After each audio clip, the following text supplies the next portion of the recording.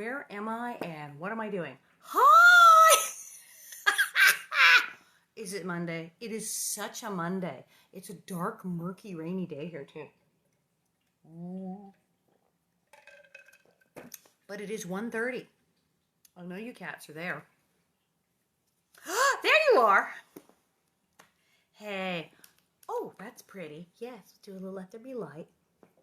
Hi, hi. Hello, Chicago. Hi, hi.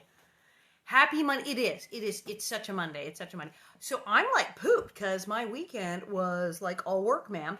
So yeah, on Saturday night, I did my show over there. And I mean, the technical thing for doing it is like, because you have to get the computer to talk to the website, to the thing and push the button. Yes.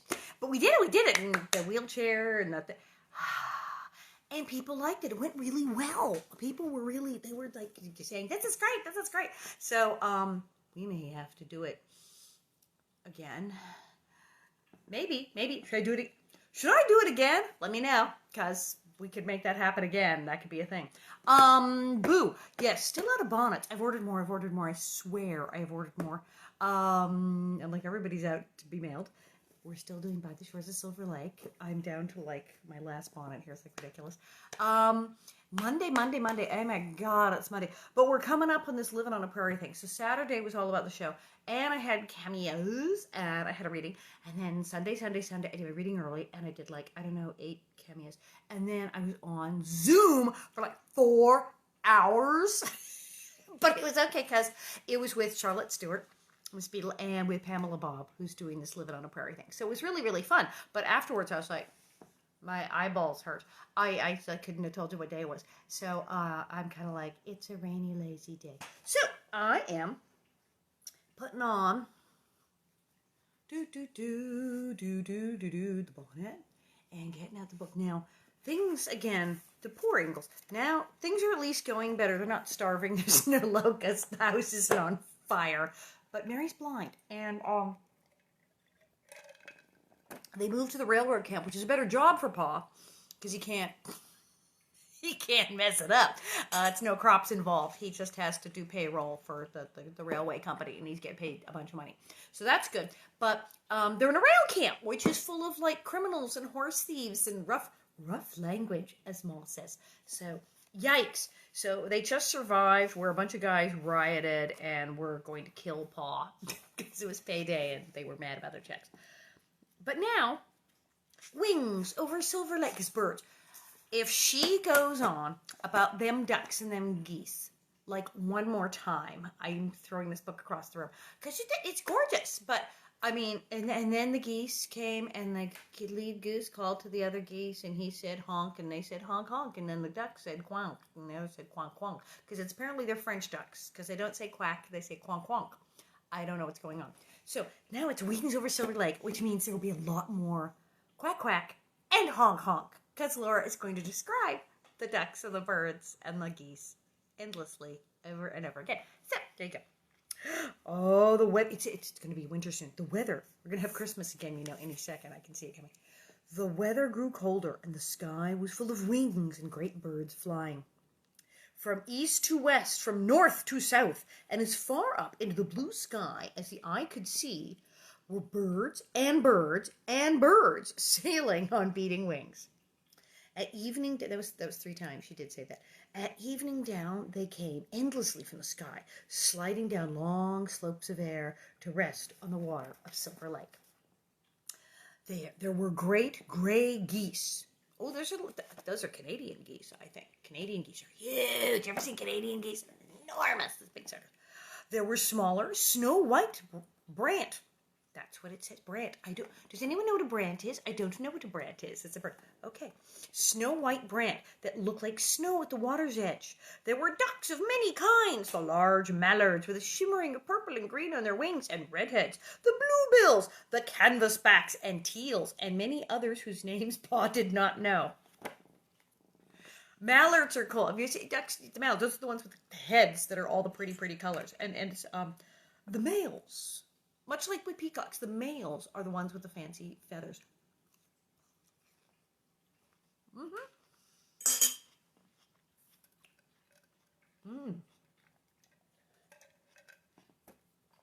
indeed, I am eating watermelon, which according to Mrs. Scott in Little House on the Prairie in Kansas will give me malaria. Luckily, watermelon does not actually cause malaria, so I'm going to eat watermelon. There you go. Pa did not know the names of all the ducks. Okay, she didn't know them personally. There were herons and pelicans and cranes. There were little mud hens and small hell divers. I used to talk about hell divers that peppered the water thickly with their little black bodies. When a shot cracked, the hell divers upended and vanished quicker than winking. They went far down in the water and stayed there a long time. So they're called hell divers.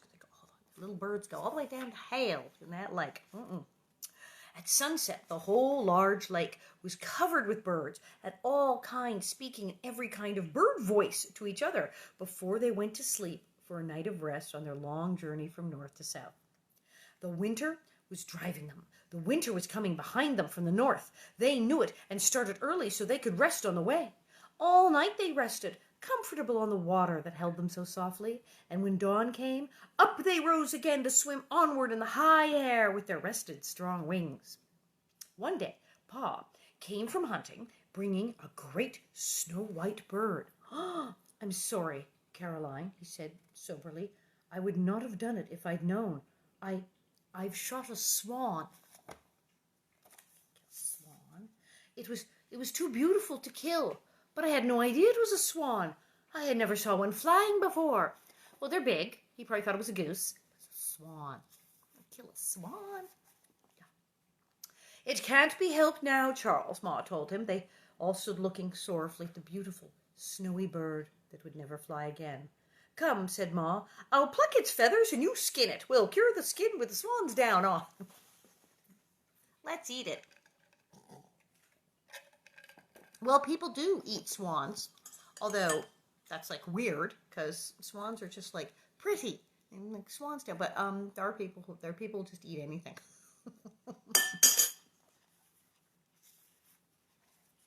Poor swan. Oh, but you're talking about curing the skin with the swan's down on, because then yes, you'd have like, I don't know, make a purse. What do you do? Okay. I don't know. It's bigger than I am, Carrie said. The swan was so large that Pa measured it. Its feathery white wings measured 8 feet from tip to tip. At an 8-foot wingspan. That is huge. But that's like the Canadian geese. They are like giant monster birds. Another day, Pa brought a pelican to the shanty to show Ma what it was like. Again, ew, you can kill a pelican? Can you eat a pelican? I don't know, ma'am. He opened the long bill, and dead fish fell out of the pouch of the skin underneath it. Ma snatched up her apron and pressed it to her face, and Carrie and Grace held their noses, because this would be like rotting, half-digested fish. Ah, this is gross. Take it away, Charles, quick, said Ma through the apron. Yuck. Oh, some of those fish were fresh, and some were fish that had been dead a long time. Pelicans were not fit to eat. I was going to say, you can't eat a pelican. No. They're scavengers. Even their feathers smelled so strongly of rotten fish that Ma could not save them for pillows. Pa shot all the ducks and the geese that they could eat, but he shot nothing else except hawks.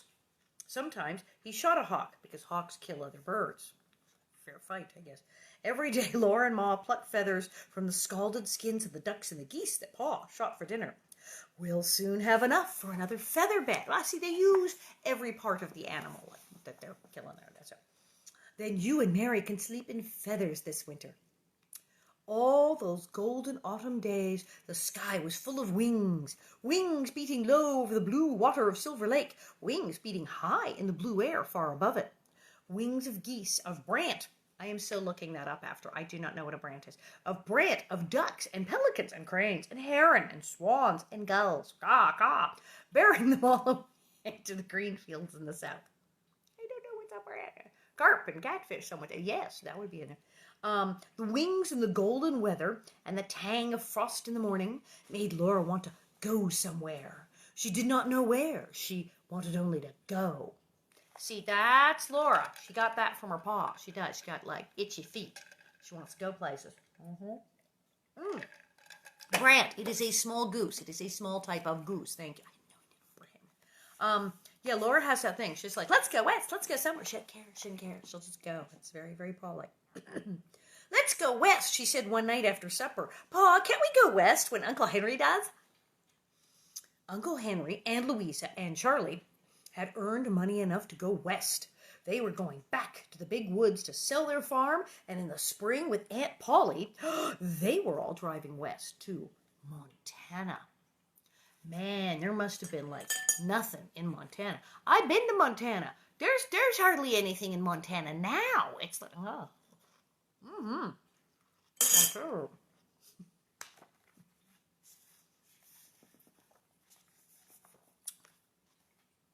Montana, even now in 2020, it's like massively spread out. There are cities, but there's whole chunks of Montana. You could be on the moon. So in the 1870s, who was in Montana? Like 8 people? I don't know. But Montana's very spread. There's nobody there now. Why can't we, Laura said. That's all the money you've earned, Pa. $300. And we've got the team in the wagon. Pa, let's go on west. Mercy, Laura, Ma said. Whatever. She could not go on. I know, little half-pint, said Pa, and his voice was very kind. You and I want to fly like birds. But long ago, I promised your Ma that you girls should go to school. You can't go to school and go west. When this town is built, there'll be a school here. I'm going to get a homestead, Laura, and you girls are going to school. But of course, they're not going to school now, are they? They're hanging out in the shack, and they're watching the birds, and they're like watching the railroad men fight and try to kill each other. So they're totally not going to school. And so it's going to be ages before school. The town is not built. There is no school. In theory, they could go west. And there would be a town somewhere, maybe not in Montana, because like Montana's like, ooh. Someone say, oh, I love Montana. Yeah, there's towns in Montana, but man, they are spread out. I mean, we're here in LA, we're all on top of each other, and California's like got all these, but there are chunks of Montana. It's just like, like Nebraska too. Nebraska's awesome, but man, Omaha, yeah, big old city. But you get out in Nebraska, like, hello, is anybody? It's crazy. They got all that space and these people. So they want to go to school, but they could go west and like maybe on the way there would be a town that totally had a school. But no. They're just going to hang out and do nothing until a school is built for them. Tisk, tisk, tisk. Laura looked at Ma and then again at Pa, and she saw that it must happen. Pa would stay on a homestead, and she would go to school. You'll thank me someday, Laura, and you too, Charles, Ma said gently. Well, she's right, 'cause Laura Winkles Wilder went to school and became a giant writer and, like, made a lot of money and was very successful and is still famous today. So I guess Ma was right that she had to go to school. It was a thing. Mm-hmm. Just so you're content, Caroline, I'm satisfied, said Pa. That was true, but he did want to go west. Laura turned back to the dishpan and went on washing the supper dishes. Now you see, that's a writer. That's a little writer thing she just did there. Laura wants to go west and Pa. Like they're talking about fly like a bird. And then she goes back to the dishpan full of dirty dishes, which is what she feels her life is like compared to writing out west. But then she's going to become a famous writer and her life's going to be very glamorous, actually. But there you go. Who knew? Another thing, Laura, said Pa. You know Ma was a teacher and her mother before her. Ma's heart had set on one of you girls teaching school, and I guess it will have to be you. So you see, you must have your schooling. Uh-oh. Laura's heart jerked, and then she seemed to feel it falling far, far down. She did not say anything. She knew that Pa and Ma and Mary, too, had thought that Mary would be a teacher. Now Mary couldn't teach, and, oh, I won't, Laura thought. I don't want to, I can't. Then she said to herself, you must. She could not disappoint Ma. She must do as Pa said. So she had to be a school teacher when she grew up, because there was nothing else she could do to earn money. And it's true because they did. Mary, who really wanted to be a teacher, who wanted to play school teacher. Mary wanted to be a teacher, and she was all goody-goody in there. And Laura's like, Laura wants to go like work on a railroad. So, But then Mary goes blind. Now on the show, where everything is modern and fabulous. Oh, Mary gets to marry a hot, good-looking blind teacher. And they have beautiful house, and they teach, and she has a whole building, a whole school, an entire building, 2 stories full of children that she is teaching with her husband. But in real life, not so much. In real life, she did get to go to blind college, which was really good in Iowa, an awesome place. And she did go to school, and she learned, read Braille and do things that made her like functional. She could sew and make stuff, but that was kind of it. She didn't become like a teacher at the blind school, and she didn't go on to do that. And she wound up like living with family members. It was because it was in the 1800s.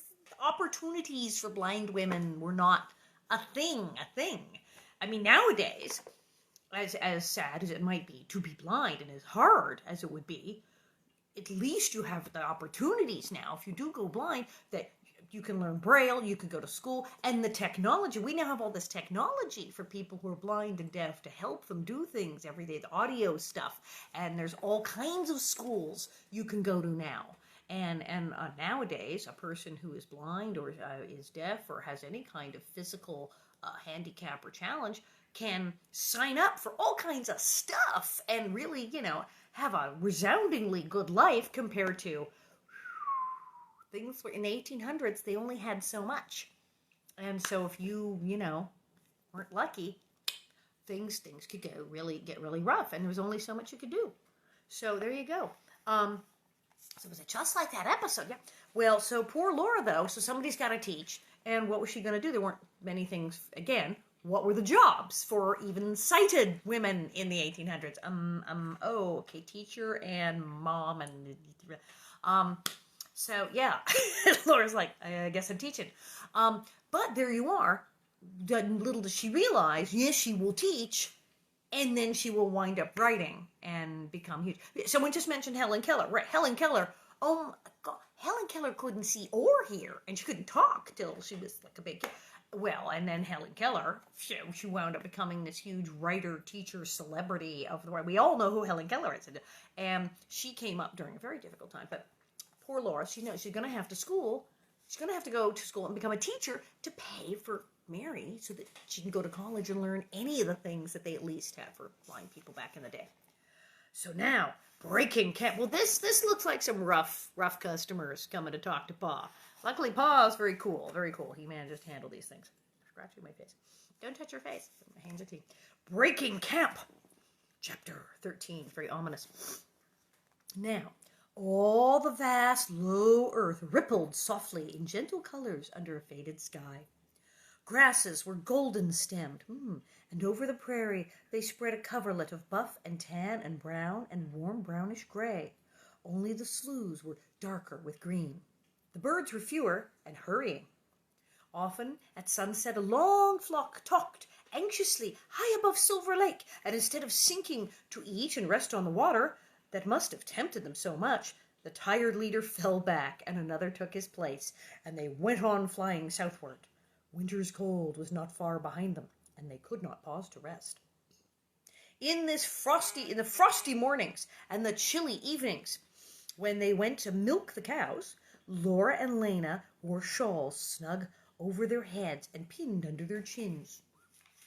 And their bare legs were cold, and the wind nipped their noses. But when they squatted down to milk the warm cows, the shawls covered them cozily, and their feet warmed under them. And they sang while they milked. Now, again, Lena and her songs, pants. Hey, I'm wearing jeans. Many women now can wear pants. We've all been able and allowed to socially to wear pants. It's been socially acceptable for many, many years. But yeah, they're in these little dresses, and they certainly don't have stockings. And I mean, in the winter, they have like the big socks, the kind of stockingy things. But they're bare-legged, and it is cold. So it's rough. But Lena and her songs that probably she's going to get in huge trouble with Ma at some point for singing these, I'm sure.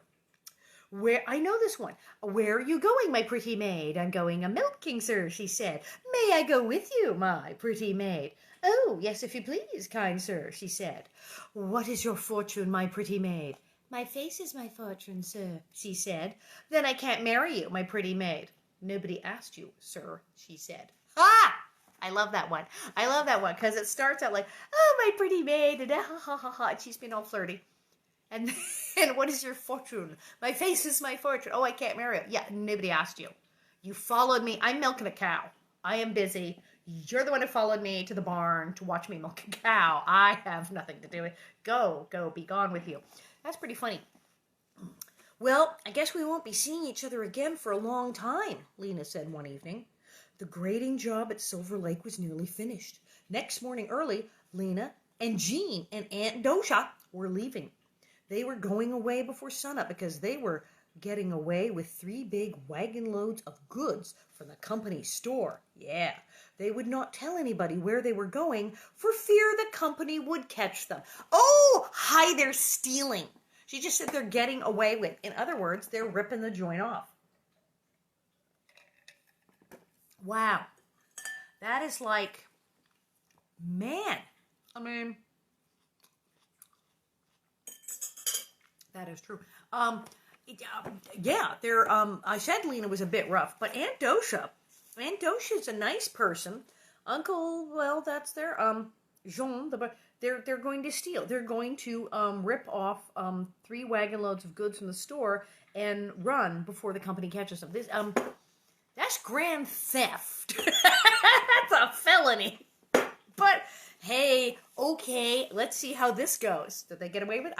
And Paul's the paymaster. And apparently Lena has blabbed to Laura because Laura knows, and her dad is the paymaster. And I think there's a problem. Okay. I wish we had time to ride the black ponies again, Laura said. Gosh, Lena spoke that wicked word boldly. Oh, wait. Gosh is a bad word in the 1870s. Now, I understand that many people prefer to use gosh, even nowadays, rather than say actually, God. A lot of people say, let's say God all the time. I mean, if you're talking to him, or you're specifically discussing, well, God said blah, blah, blah. But a lot of people feel that too much of that, Lord's name in vain, that excessive references is rude, so they will say gosh. And gosh is very popular. And children say gosh, and gosh is considered quite polite nowadays. Gosh! It's like swearing in the 1870s. It was like, oh, gosh! Lena spoke the wicked word boldly. Rough language. I'm glad this summer's over. I hate houses. What? She swung the milk pail and chanted, no more cooking, no more dishes, no more washing, no more scrubbing. Whoopee! She doesn't like houses. Lena's wild. She wants to live in a tent. Remember, she's the one, when Laura first got there, and she said, we're sleeping in the office tent. On the floor, just a blanket, no sleeping bag, no changing of clothes. And she said, don't shake off your clothes. You just got to put them on again in the morning. So, like, baths, not even a thing. Lena's wild. She's wild. Then she said, well, goodbye. I guess you're going to stay right here as long as you live. Harsh. Although they are in South Dakota, and they did kind of stay there a really long time. I guess so, Laura said miserably. She was sure that Lena was going out west, maybe even to Oregon. Well, goodbye. Next morning, Laura milked the lone cow by her lonely self. Aunt Dosha had driven away with a load of oats from the feed room. They stole the oats, didn't they? Okay, Lena had driven a wagon load of goods from the store, and Jean still another big load of scrapers and plows. Uncle High would follow them as soon as he settled with the company. I guess he'd follow them as soon as they let him out of jail of his family. This is a little scary. I guess High's debt is big enough this time with all those goods charged to him, Pa said. Shouldn't you have stopped it, Charles? Ma worried. It's not my lookout, said Pa. Oh, not my job, man. Oh, no. My orders were to let the contractors take anything he wanted and charge it to him. Oh, come, Caroline, it wasn't stealing. High hasn't gotten away with any more than's due him for his work here and at the camp on the Sioux. The company cheated him there, and he's gotten even here. That's all there is to it. Well, Ma sighed, I'll be glad when these camps are gone and we're settled again. No, I think High and his family are total, like, they're grifters. I think they ripped the joint off. Well, Pa's being charitable. And it is possible that indeed High was shortchanged on the other job. And so Pa feels bad for him. And it's like, well, man's got to do what a man's got to do. And they are billing him. They're billing. Will he pay? We don't know. But they're billing him for it. So I guess he's not going to hang, at least. Every day the camp was noisy with men drawing their last pay and leaving. Wagon after wagon went away to the east. Every night the camp was emptier. One day Uncle Henry, Louisa, and Charlie started the long drive back to Wisconsin to sell the farm. The boarding shanty and the bunkhouse were deserted. The store was empty. And Pa was only waiting till the company man came to check his bookkeeping. We'll have to go east somewhere to spend the winter, he said to Ma. This shanty's too thin for zero weather, even if the company lets us stay in it, and even if we had any coal. Right, they are in a shack and with the thin walls, and they don't have coal. Pa, me, I'm going to blow with my nose.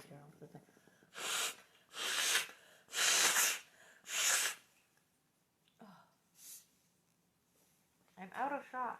I lean out of shot to wipe my nose. There. Oh, that's so much better. Terrible. They said they could freeze to death in that place. Oh, Charles, Ma said, you haven't even found the homestead yet. And if we have to spend the money you've earned just living till spring. I know, but what can I do, said Pa.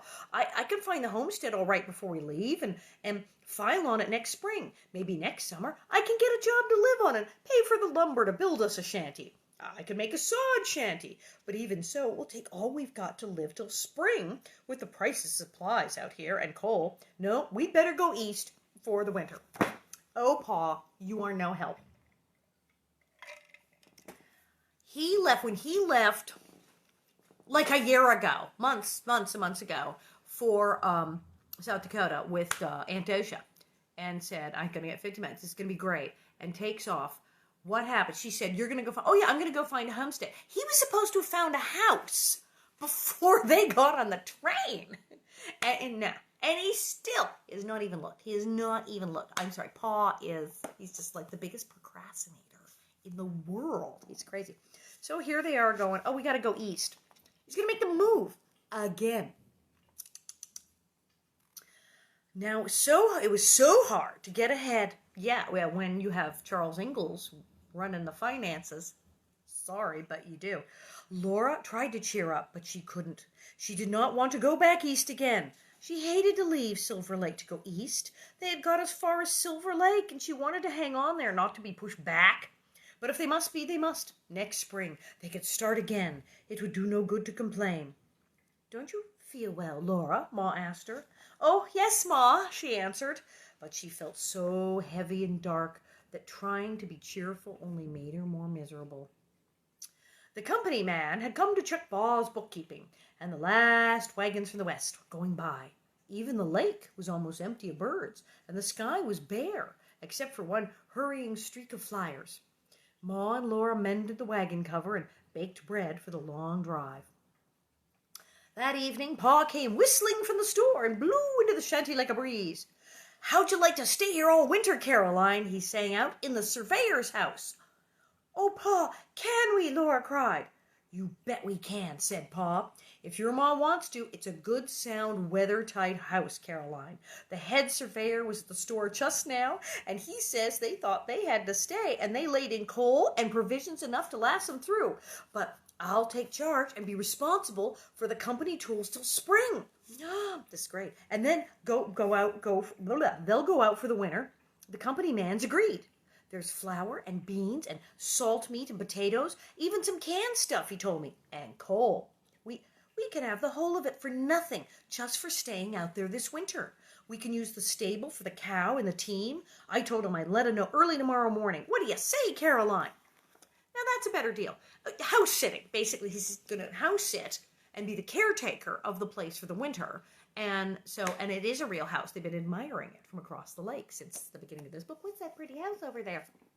So that sounds good, because that shanty. Now, if you go to De Smet, South Dakota, which is where they did stay almost their whole lives. Now, Laura and Almanzo did leave, and they wound up in Missouri, and it's the house where she wrote the books and everything. But in De Smet, South Dakota, there's a cemetery where Ma and Pa, and they're all buried there. So they did wind up, South Dakota became their place. And there's a lot of buildings. There's like, oh, and here's the surveyor's house, and here's the homestead, and here's the thing, and here's the store, and here's, so a lot of stuff still there. Now, the only thing is going to take care of a big old house with your wife and kids in the dead of winter. Where have I seen that movie?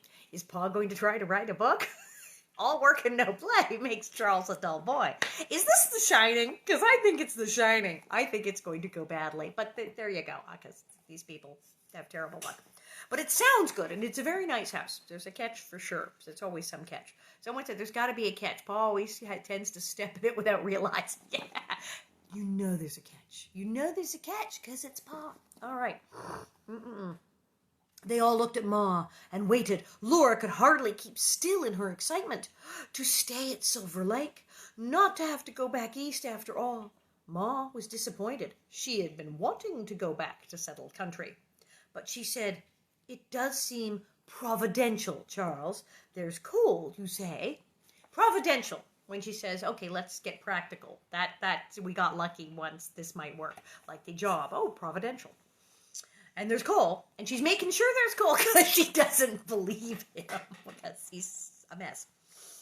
"I wouldn't think of staying without it," said Pa, "but the coal's there." Actually, Pa, you would. And we now know you would totally stay somewhere with no heat because you're Charles Ingalls. It's like, oh, locust? Yeah. "Well, supper's on the table," said Ma. "Wash up and eat before it gets cold. It does look like a good choice, Charles. Good chance. Good chance." I think, yes, she's thinking, yeah, okay.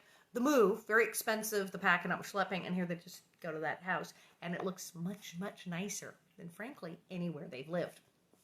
So we'll see. At supper, they talked of nothing else. It would be pleasant to live in a snug house. The shanty was cold with the wind blowing through its cracks. Well, that's what they mean when they say shanty. It's not a real house. Though the door was shut and a fire was in the stove.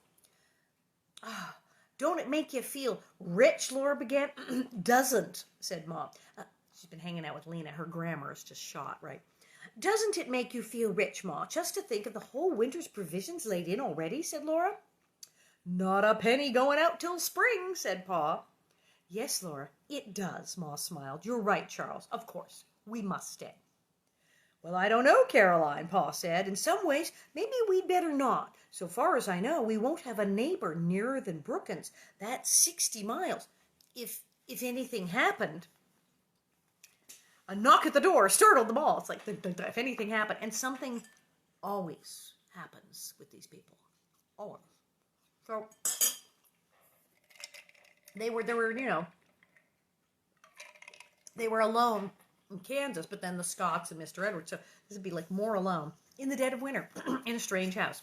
But there's food. It's totally The Shining. There's no neighbors. Knock at the door. "Come in." A big man opened the door. He was bundled in thick coats and a muffler. His short beard was black, his cheeks were red, and his eyes were black as the eyes of the little papoose in Indian Territory, whom Laura had never forgotten. Remember, she wanted to steal the nice native lady's baby. It was very weird. She was being really nice to all the Native Americans. Ma was really bigoted. Pa was like, no, they're our friends. Laura was cool. And then she suddenly went, "I want a papoose." And it's like, haha, no, get me the baby.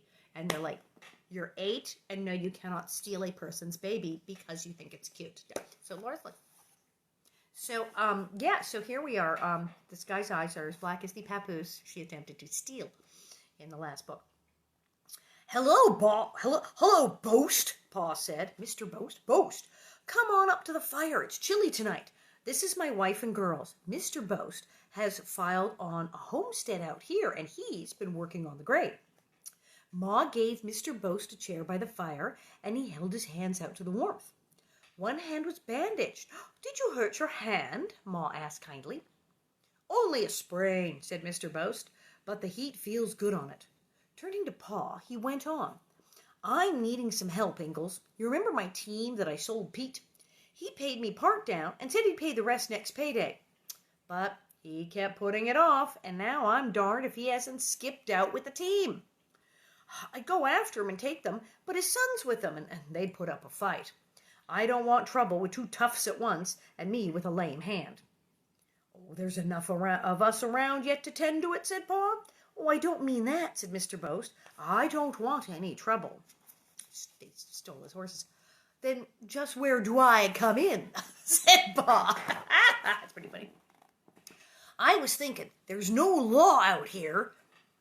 Clearly, no way to collect the debt, no officers, not even a county. But maybe Pete don't know that. Oh ho, said Pa. You want me to make out some papers to serve on him? Oh, we're going to pretend. So this guy skipped town with this guy's horses and didn't pay him in full. But they are. They're in Dakota Territory, so not a state. Remember that show, Deadwood. It's not a state, it's a territory. So people just run amok and create their own rules. Well, this guy wants Pa to pretend to like be the marshal and say, oh, I'm serving you papers and you're going to jail that we don't have. Yeah, this isn't so not going to end well, I think. Yeah. I've got a man that'll act as sheriff and serve them, Mr. Boast said. His eyes twinkled as much as Pa's, but the twinkles were not alike. Mr. Boast's eyes twinkled small and black. Pa's twinkled wide and blue. Pa laughed out loud and slapped his knee. What a joke! Lucky I got some legal cap left. I'll make out your papers, Boast. Go get your sheriff. Mr. Boast hurried away while Ma and Laura hastily cleared the table. Pa squared up to it and wrote on a large sheet of paper, red line down the sides. There, he said finally, that looks important. And finished just in time. Oh, Pa, hey, let's forge some legal documents. Pa!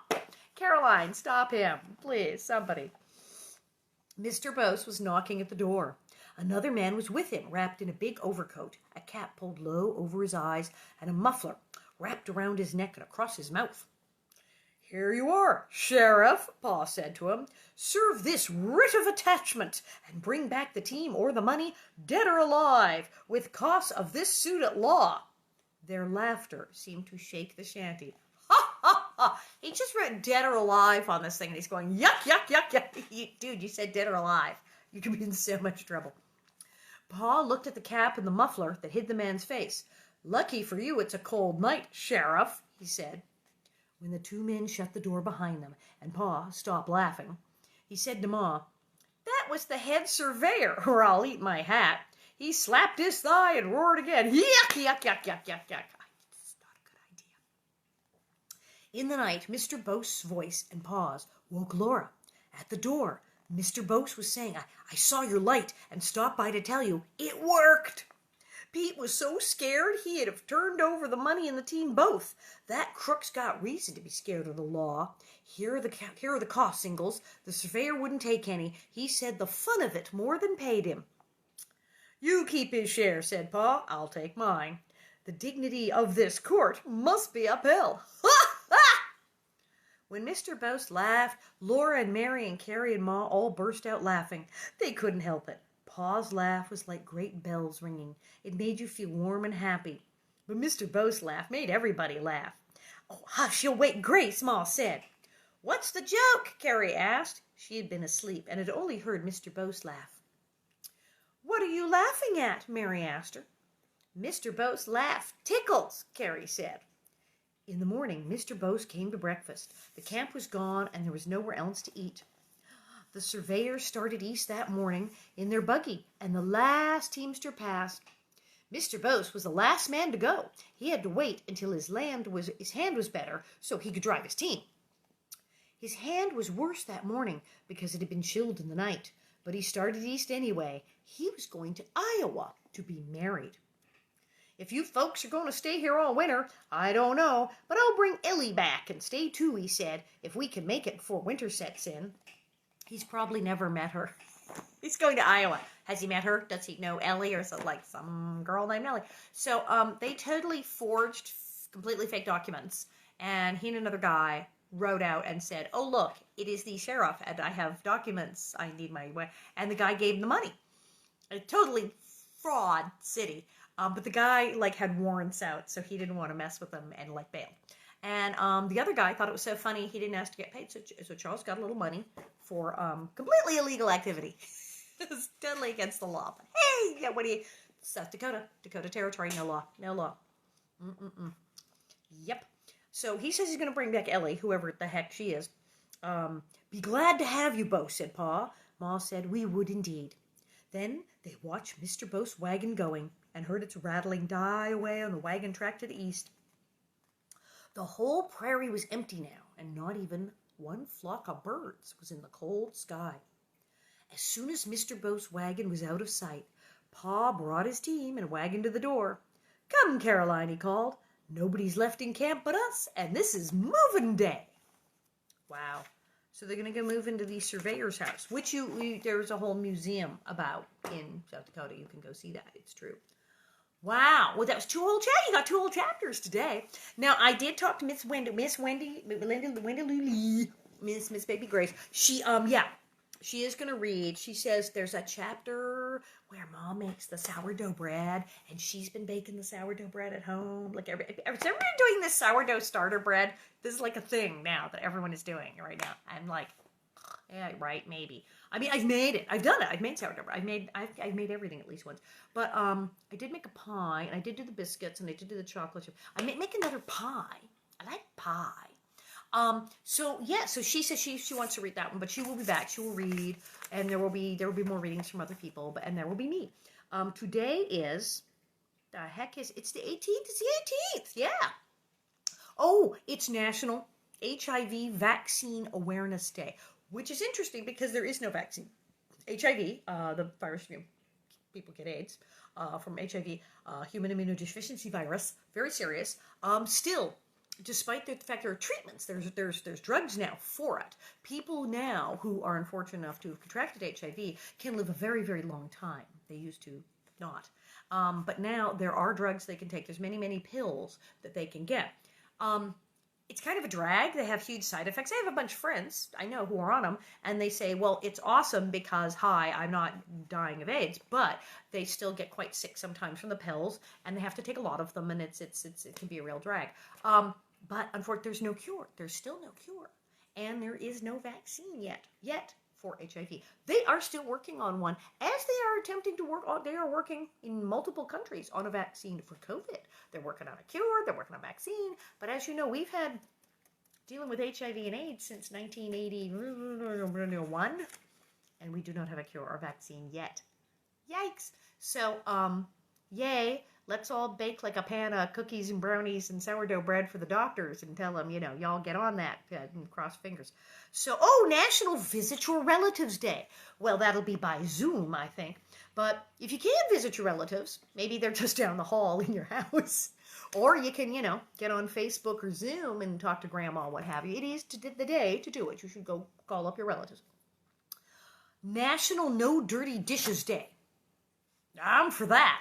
I think... No, I do. I have a 1 pot and a spaghetti strainer in the sink right now. But that's it. I'm doing really well. No dirty dishes day.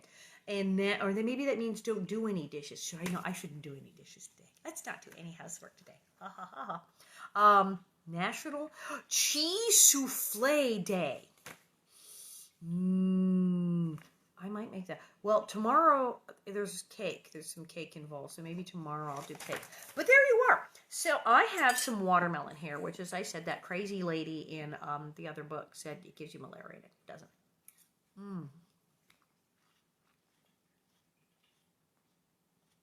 It's like delicious and refreshing. And it's full of water and fiber. So if you've been eating a lot while staying at home,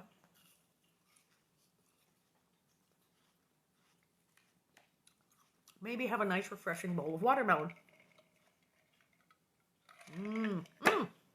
Mount St. Helens.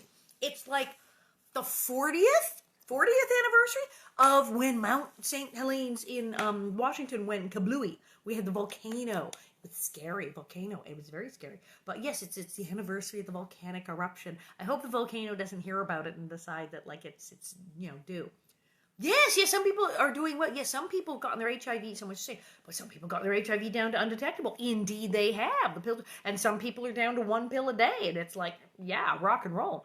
And then other people are taking 30 pills a day. It's weird because It's for some people the drugs work better on than others, and other people are like, they always say there's like 10% of the people that doesn't work, so they're like, I have to go take the other one because the good one didn't work on me.